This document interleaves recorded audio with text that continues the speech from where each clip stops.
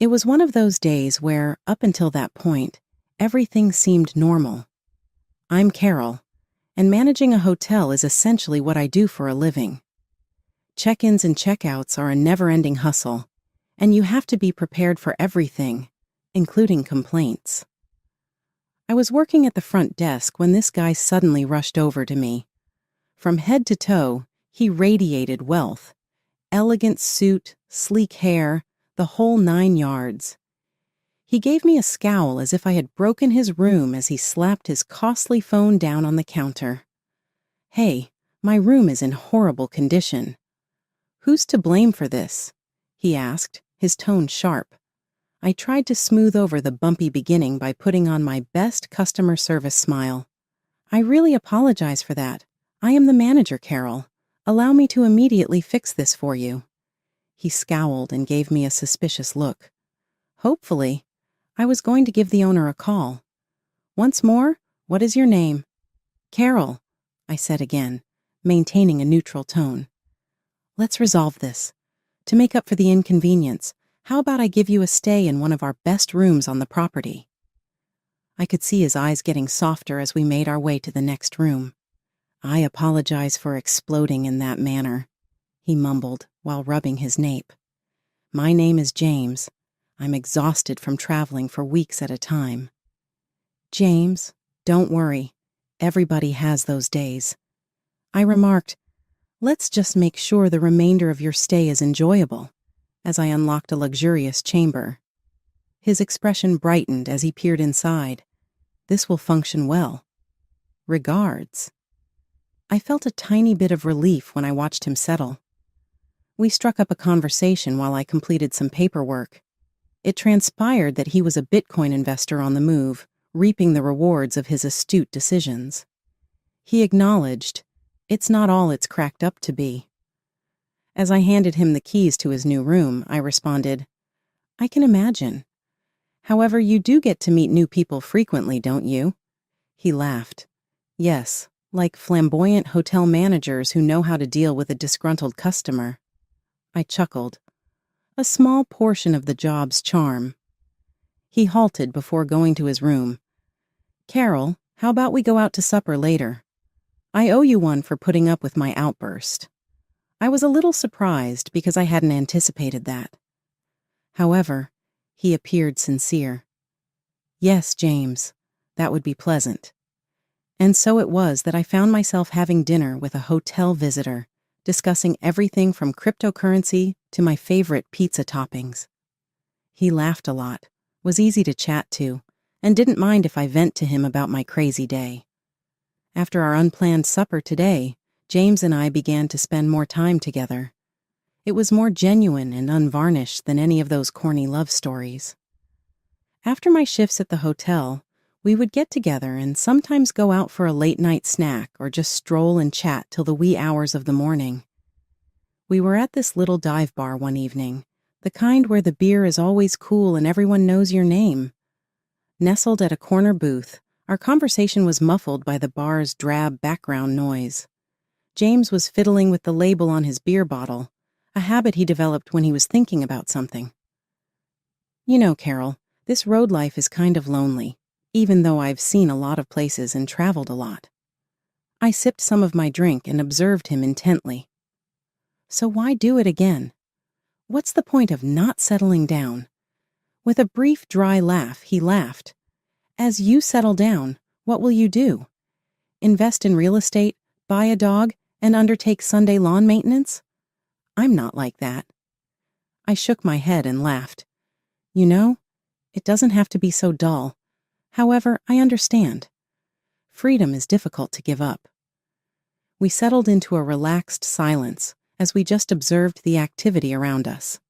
Then, without even being aware of it, I began sharing more personal details about my life with her than I had with anyone in a long time. "You know, my little sister Anna and I were the only ones left when my parents passed away. I had to mature quickly in order to care for the two of us. Everything depended on me, including her life and education, so I put everything on wait." James looked at me with a serious expression. "That is a lot of weight." It must have been difficult for Carol to be given so much responsibility. Yes, it was terrible. But what can you do? You play the hand that is handed to you. I shrugged, trying not to let the tone get too serious.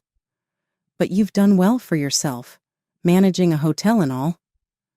I could tell he was attempting to lighten the situation. This time I actually laughed. Yeah, I guess managing the hotel, handling the bills, and making sure Anna got a more or less normal life. His gaze intense. He leaned forward. You're remarkable, you know that. I jokingly smacked his arm. Stop it. Yet his words warmed me on the inside. I felt seen by them. How about you then? Do you ever consider starting a family? Turning the tables on him, I questioned. James moved in an awkward way. Well, that's a difficult one, family. To put it mildly, my parents and I don't always agree. I have my root and they have their kingdom. An empire, huh? I gave him a playful shoulder bump. Sounds fancy. He smiled regretfully. Not as elegant as it may seem. More like golden handcuffs and a ton of expectations. That night, we barely stopped talking for hours. It seemed as though walls were broken down by being open with one another. It was only when the bartender began setting the chairs on the tables that I realized what hour it was. The relationship with James had been unexpectedly easy. We'd been dating for weeks, but he'd never really gotten close to me when it came to important things like where this was headed. That is, until one night when everything changed. James was asked to supper at my house. Other than when he picked me up for dates, it was the first time he had ever seen my place. He strolled into my apartment, observing everything. Caroline, this is extremely beautiful. Really astonished, he replied. Didn't figure you for living somewhere like this. I threw open my arms and laughed. What, you believed that I was a hobbit or something?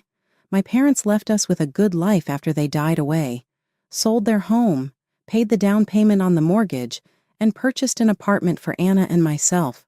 I own this space. Impressed, James nodded. You've done well for yourself. Really well. The night continued, and we had a bottle of wine while sitting on the couch after dinner. That was when the news came out. Carol, I've been thinking a lot lately about us. I arched an eyebrow as my heart began to pound. Oh, I see. What have you been considering too? His eyes met mine as he took my hand. Carol, you have my undying affection. Although I realize I stated I wasn't looking to settle down, things are different with you. There's nowhere else I could envision myself but here with you. The words came over me like a tsunami. He was Mr. Non-Commitment only a few weeks ago, and now he's this. However, I noticed something real as I looked into his eyes. James, are you serious? You're not only a victim of the present. He squeezed my hand and shook his head. Never before have I taken things so seriously. Will you marry me, Carol? Thick and weighty, the question lingered in the air. My heart was responding even before my head had a chance to register a second thought. Yes, I'll marry you. And we were engaged in an instant. James gave me a stunning ring a few weeks later. It was straightforward, yet exquisite. It was as if I had entered a dream that I didn't want to wake up from. James talked about the wedding practically right away. Carol, you deserve a wonderful thing. One evening, as we were going over expenses and venues, he stated, Let's throw a wedding that no one will forget. When he suggested the financial strategy, I was dubious. I was considering organizing things myself since I have the contacts. You simply supply the money, let's say $50,000. After we buy a house together, I'll pay for our honeymoon in the most opulent hotel on the planet. The sum caused me to hesitate. I had most of it, so it was a lot. However, as I looked at him, my reservations vanished as I was overcome with enthusiasm. Okay, if you think that's best, I trust you, James. He took over the planning when I deposited the funds into his account. My heart grew as I saw him fully immerse himself in the arrangements. This was a man who had entered my life by chance, yet he already gave me the impression that he had always been there. Every night I smiled as I went to bed, thinking about how fortunate I was and how well everything was working out. As the wedding plans were picking up steam, I figured it was time James met my sister, Anna. She was the only family I had left, and her opinion mattered to me, even if she could be a handful sometimes. We decided to meet up at the local diner where Anna worked as a waitress. The bell jingled as we walked in, and Anna spotted us right away, her face lighting up. "Hey, sis," Anna waved us over. Then her eyes slid over to James. "And you must be the famous fiancé. I've heard loads about you." James flashed his $1,000,000 smile, stepping forward to shake her hand. "And you must be the beautiful sister I've been told so much about. You two could be twins." I rolled my eyes, feeling a mix of pride and annoyance. Okay, cut it out with the charm, mister." Anna laughed, but then leaned in with a mischievous glint in her eye. "So, James, are you as rich as they say? My sister sure knows how to push my buttons." "Anna," I hissed, embarrassed. She always knew how to push my buttons. James just chuckled, taking it in stride. "Well, I've done all right for myself, but Carol's right. It's not about the money, it's love that really counts." Anna raised an eyebrow, looking impressed. "Smooth talker, huh? I like him." Over the next few weeks, James proved to be the perfect gentleman. He was charming, attentive, and never made me feel like he was anything but utterly devoted to me. He didn't even bat an eye at Anna's flirtatious antics, which was a relief. One day, in the midst of all the wedding chaos, my best friend Liz and I went to a bridal salon to pick out my wedding dress. The place was draped in silk and satin, a bridal heaven. As I was being zipped into one of the gowns, I heard a familiar laugh from the next booth. Curious, I poked my head around the curtain, and there was Anna twirling in front of a mirror in a wedding dress. "Anna, what in the world are you doing in a wedding dress?" I asked, my voice echoing my bewilderment. She stopped twirling and gave me a crooked smile. "Oh, just trying some stuff on, for fun." Liz, who'd come around to see what the fuss was about, chuckled. "Looks like someone's caught the wedding bug." Anna's laugh was stiff, not quite reaching her eyes. "Yeah, something like that. Let's just say I might need one sooner than you think. What are you, serious? Is there something you need to tell me?" I pressed, half amused, half concerned. "Just let it be a surprise," Anna said, her tone light but evasive. We all laughed it off, thinking she was just being her usual dramatic self. I turned back to my own reflection, the image of Anna in that wedding dress lingering in my mind, but I brushed it aside, focusing on my own big day. That day was like any other until it wasn't. James had left in a hurry after breakfast, mumbling about some meeting he couldn't miss. He forgot his phone on the coffee table, and it started buzzing like crazy just minutes after he dashed out. Curiosity got the better of me. I thought it might be something urgent about the wedding or his work. Probably just his buddy checking in, I muttered to myself as I picked up the phone. There was no password. James never bothered with one. That alone should have tipped me off that he wasn't as cautious or as clever as he liked to think. The screen lit up with a storm of messages, all from the same contact. Anna. My heart sank a bit. Why is he texting Anna so much? I opened the messages, telling myself I was just being paranoid, but the words I read burned through the screen. "I can't wait to be with you forever," Anna had written. "Forget Carol. It's you I want standing with me." And James, the man I was about to marry, replied, "Soon, love. We just need to play along a little longer. She's so clueless it's almost funny." I scrolled through more messages, each one a stab in the heart.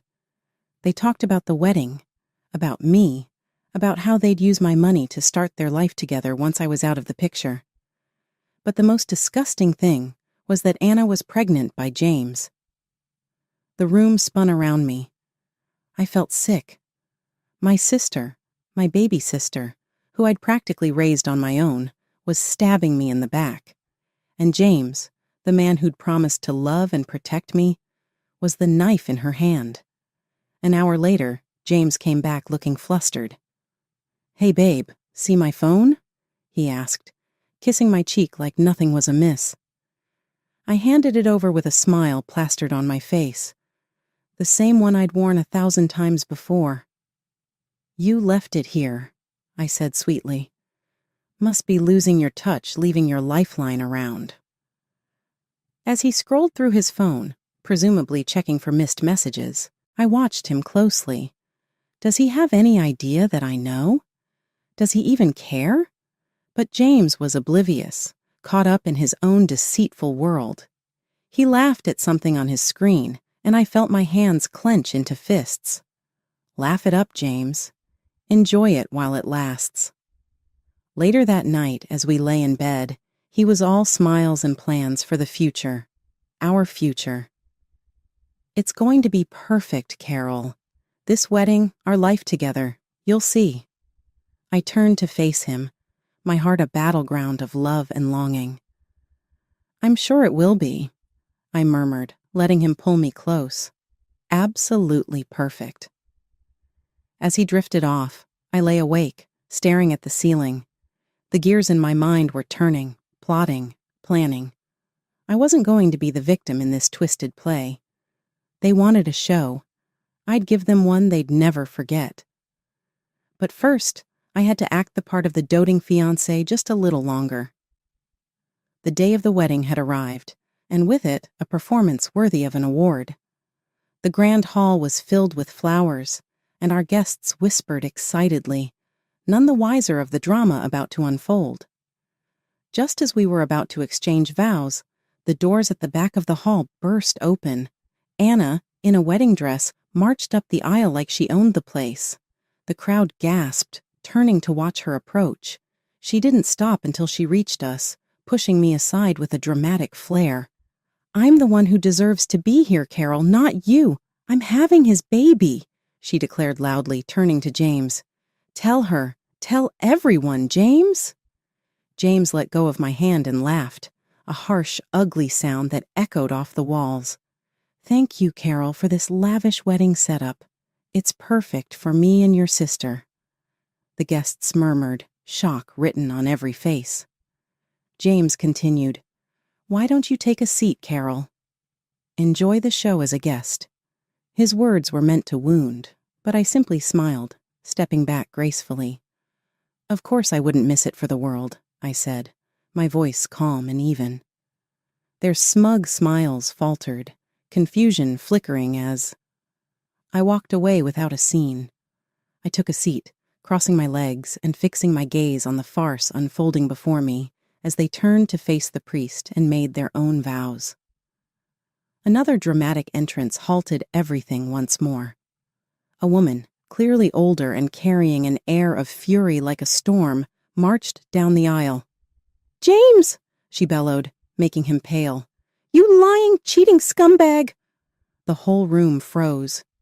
James's fake smile slipped, revealing a hint of the panic he felt as the woman stood before us all.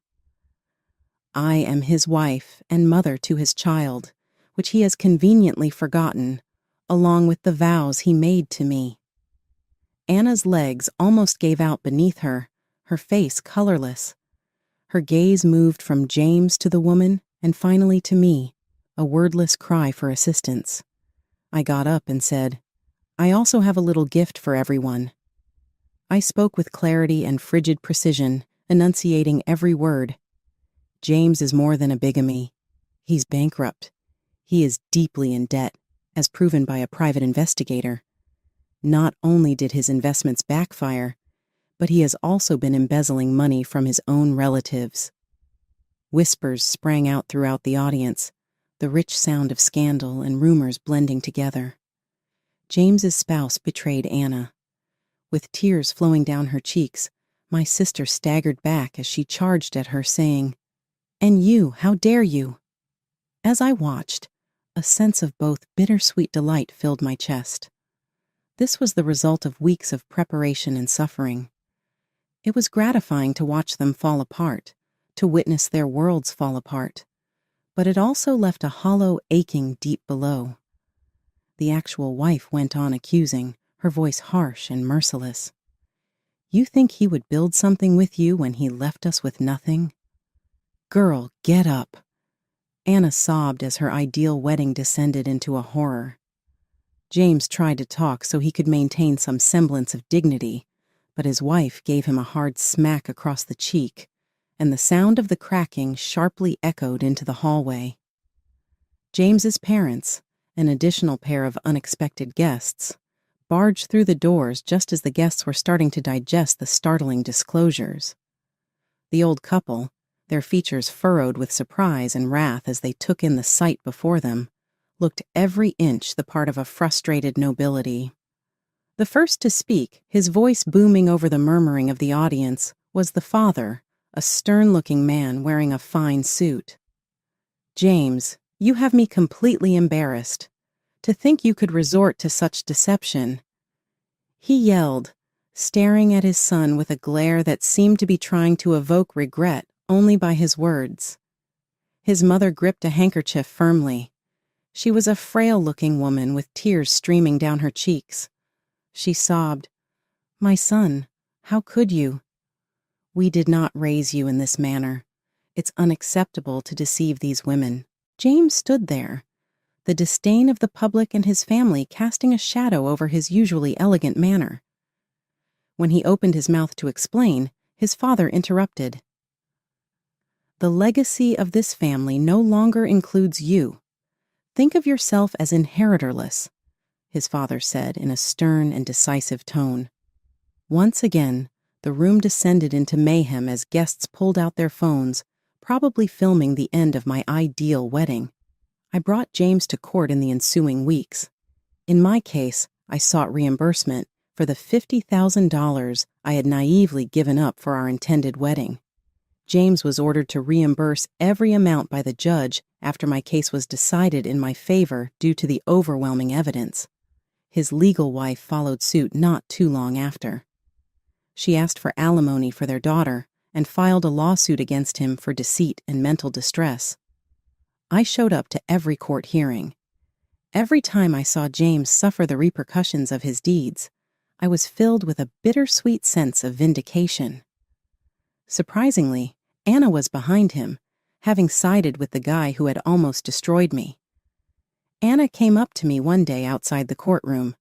"Carol, he loves me and I love him. Regardless of what you or anyone else believes, we are going to overcome this." I looked at her, my once loved sibling who was now essentially a stranger. "Affection? Do you refer to this as love?" "Anna, he took advantage of both of us. Let your eyes open. He lies." "However, he has evolved. He'll adapt to suit me." "You simply couldn't see the positive aspects of him," Anna shot back, her voice faltering but resolute. I let out a chilly laugh and shook my head. "Well, Anna, there is no goodness in him. He is a scammer, and you are just another victim of his deceit. The falsehoods, the betrayals, the legal battles, everything that had transpired weighed heavily on me as I was leaving. Everything has taken a toll. There was, nevertheless, an odd feeling of resolution. I had shown his true colors to the world, and the man who had sworn he would love me had exhibited them. With a ghostly hush and a trail of unfulfilled promises and obligations in his wake, James quietly left town, closing the final chapter of their narrative. Before disappearing, he had managed to pay his debts to both me and his legal wife, maybe believing it would clear his record. But my sister Anna, who was left pregnant and alone, was the real mess he left behind. Anna visited my flat a few weeks after James vanished. We had not seen each other since the scene at the courts. She stood with her eyes downcast, a shadow of the fiery person she once was. "Carol, I need help," she murmured, her voice faltering. "I'm going to have his baby." And he left. I am devoid of everything. I could have given in, could have thrown open the door and welcomed her back into my life without a second thought if I had been the one who had raised her. However, too much had occurred. "You'll have the baby, and you already have the apartment. That's the beginning. You are not homeless. You are not defenseless. However, Carol, I am broke. The baby, the bills. I require assistance." I shook my head, my heart hurting to see her like this, but the resolve was solid. "Anna, you made your decision. You are now able to make another. Sort it out the way I had to after Mom and Dad passed away, like I did following your backstab." She cried, her hands covering her face as her body trembled. "I didn't aim to cause you harm. I believed I had found love. I did, truly. You don't betray your family out of love. Love doesn't turn you into a bystander to my shame. You didn't love me enough to tell me the truth before everything went wrong and to avoid him." With a look of desperation on her face, Anna looked up. "That's it then? Are you simply going to ignore me?" "Yes, that is all there is to it.